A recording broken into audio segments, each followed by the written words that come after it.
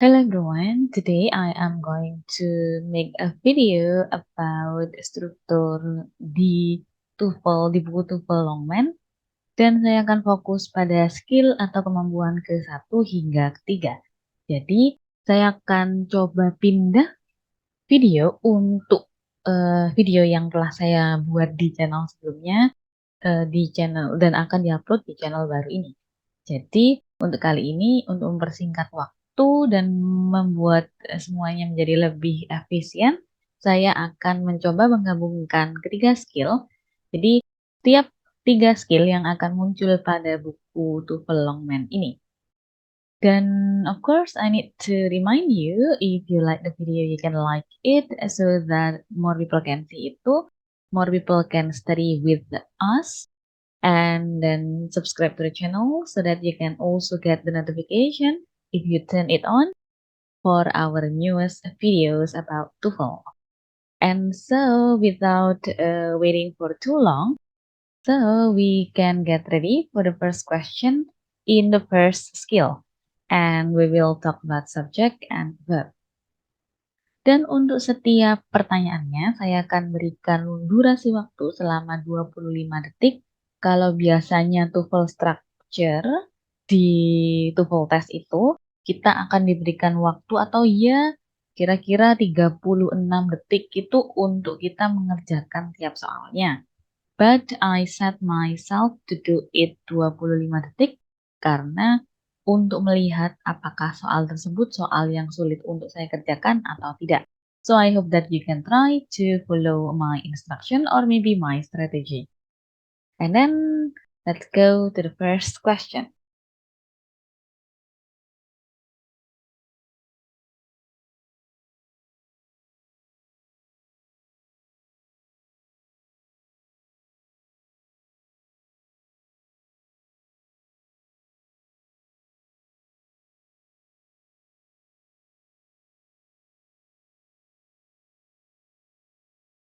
Okay, it's finished. And then let's take a look at how I explain it to you. And then the first one, as you can see, nanti akan ada 3 sesi di tampilan slide yang akan kalian lihat di sini. Pertama pastinya pertanyaan yang tadi telah saya tunjukkan. Dan selanjutnya kita punya mini dictionary, jadi kalian bisa baca jika kalian mungkin tidak memahami salah satu makna pada kalimat atau pertanyaan yang ada. And I will just go to the explanation. Nah, di sini, di pertanyaan nomor pertama, di sini, kita memiliki bla bla bla, was backed up 4 miles on the freeway. Di situ, seperti yang kalian lihat juga di explanation-nya, kita telah memiliki kita tidak memiliki subjek, but kita telah memiliki verb. Jadi, kata kerjanya sudah ada, yaitu was backed up 4 miles. Jadi, seperti antri nih, sepertinya. And then, but we don't have the subject. Jadi di situ subjeknya belum ada. Sehingga kalian harus menjadi subjek pada pilihan jawaban yang ada. Nah, subjek itu berupa apa sih? Subjek itu bisa berupa kata benda atau prasa kata benda. Sehingga kita akan kembali ke pertanyaannya atau pilihan jawaban yang ada. Yesterday itu bukan kata benda, itu adalah kata keterangan yang berarti kemarin. Kemarin. Dan selanjutnya in the morning juga sama, ini kata keterangan waktu. Dan selanjutnya pilihan yang memungkinkan untuk kita pilih adalah traffic and cars. Jadi keduanya ini merupakan kata benda yang memiliki makna yang berbeda. Yang pertama yaitu how is it, lalu lintas. Dan yang kedua adalah ya mobil-mobil.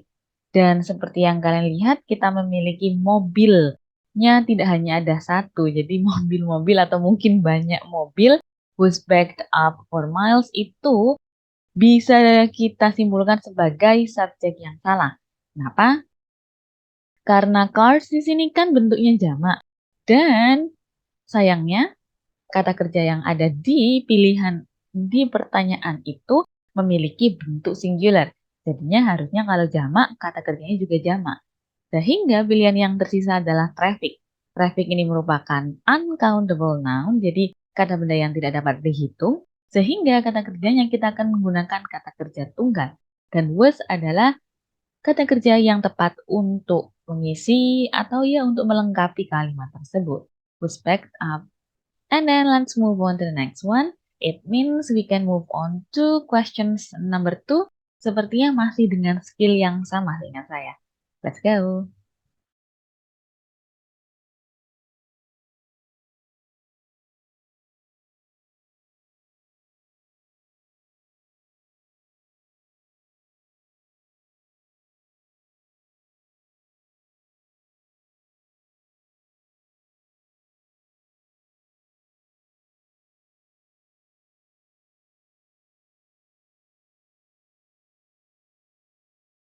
Alright, so it's finished and then let's move on to the next one. It's the explanation.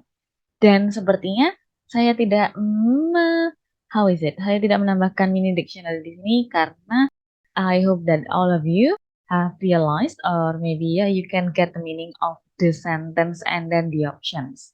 Di sini kita telah memiliki incomplete sentence, jadi kita harus melengkapi dengan kata yang sesuai.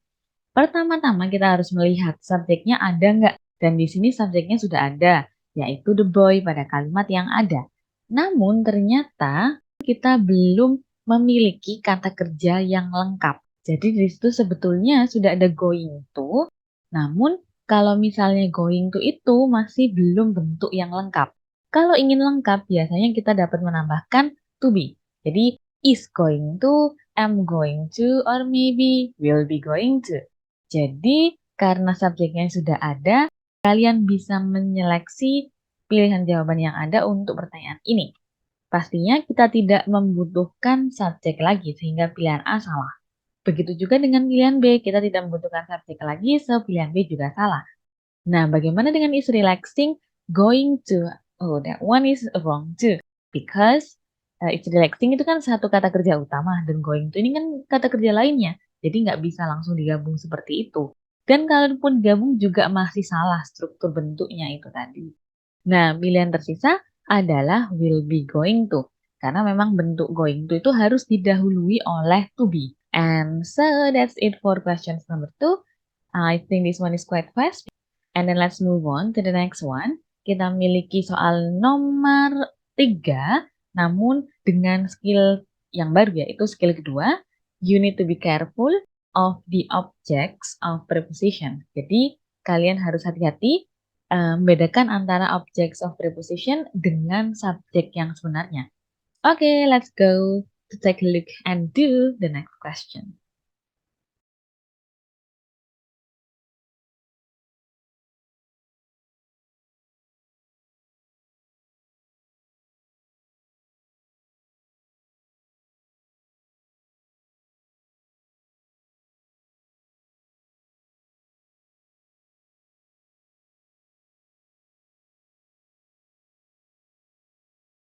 And then, where is the explanation? And here we are. You can take a look at the mini dictionary if you want to. But I will try to explain it to you why he ini adalah yang betul. Jadi, sesuai dengan explanation-nya, kita memiliki kata kerja. Kita sudah memiliki kata kerja yaitu found.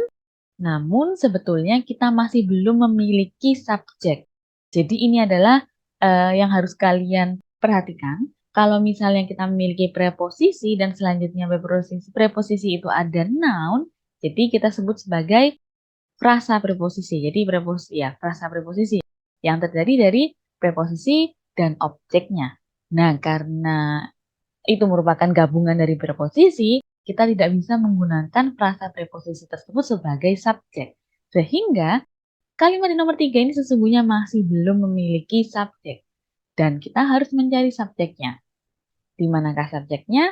Has bukan subjek pastinya. Dan selanjutnya he itu bisa subjek, later tidak, when tidak. Pastinya yang betul adalah he, karena he adalah the only subject, the only noun in the options. Begitu. Dari maknanya pun juga nggak bisa kita menggunakan dengan temannya menemukan movie theater.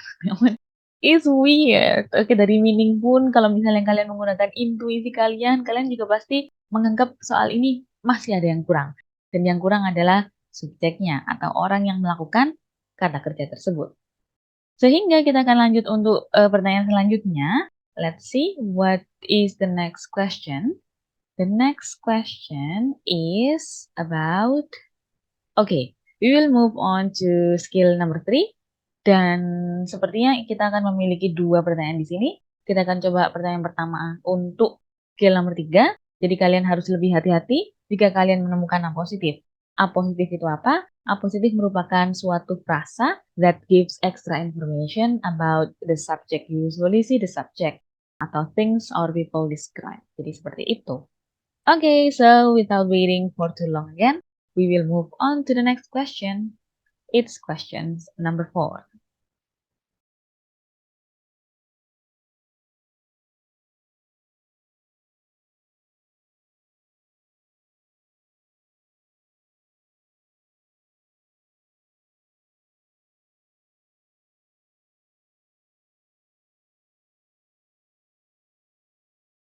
Okay, so what is your answer for this question? I will show you mine. And my question is my friend. My friend George is attending the lecture. Jadi mana nih A positifnya? A positif itu merupakan suatu frasa, tadi kan saya sudah sebutkan kalau itu adalah frasa yang diapit oleh koma. Jadi ciri A positif yang sangat terlihat itu adalah kalau misalnya ada kata benda atau frasa kata benda yang diapit oleh koma. Dan fungsinya itu, fungsi yang kata benda tersebut adalah untuk menjelaskan subjeknya atau kata benda yang muncul sebelumnya. Seperti my friend. Siapa sih my friend ini? Oh, my friend. Ya, my friend George is attending the lecture. Jadi, A positif tidak bisa digunakan sebagai subjek. Sehingga subjek kita masih belum ada. Dan kita harus mencari subjeknya. Pastinya seperti ya yang telah kalian jawab, A itu bukanlah subjek, B bukanlah subjek, apalagi C atau C di sini tidaklah subjek. So, I hope that it's clear. Then why my friend is the right answer. And then let's move on to the next one. It will be the last question for our skill. I mean our video today. Here we are.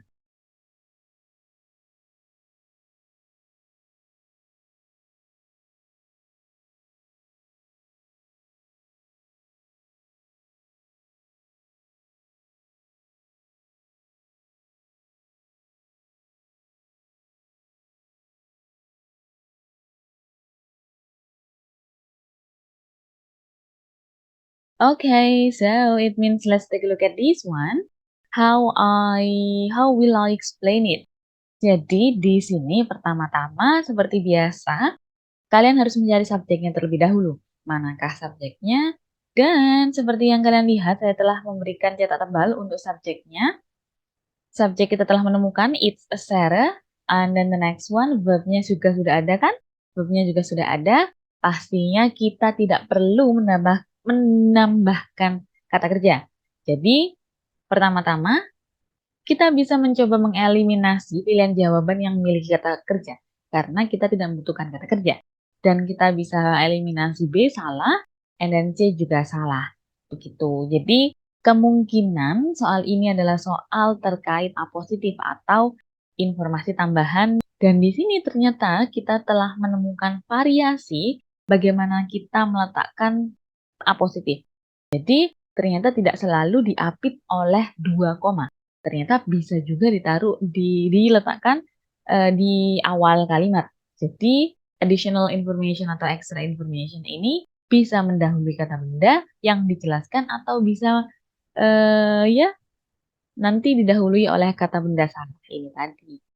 Tuh, jadi tinggal A dan D pilihan jawaban yang memungkinkan dan kita dapat menyeleksi pilihan A dan B ini melalui maknanya. Jadi menurut kalian makna mana nih yang sesuai? Pastinya makna yang sesuai adalah makna dengan pilihan jawaban A. An excellent basketball player. Jadi, okay, so let's move on. It means that I think you can take a look at the dictionary too.